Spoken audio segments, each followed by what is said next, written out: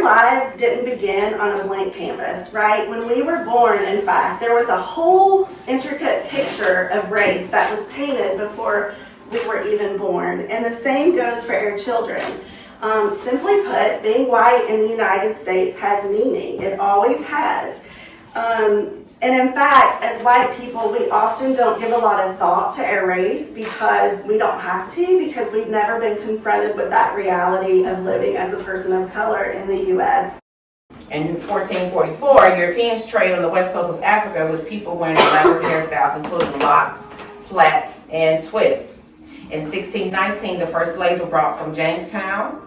African language, culture, and grooming traditions began to disappear. Just like we don't have the lived experience of being a black person, most of us, some of us in this room do, but we don't have the lived experience as white people of being a black person in America.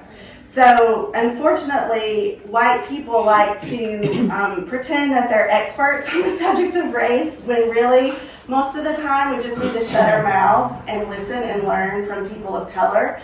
And it's the same with adoptees. There are actually so many transracial adult adoptees who are speaking up right now about what their experience has been. And part of our job is to listen to them, because when they speak, there's a heavier weight that it carries, right? You know, they are the experts and we are not. It's very important that you read your labels like you would do your food. Pay attention to what is inside.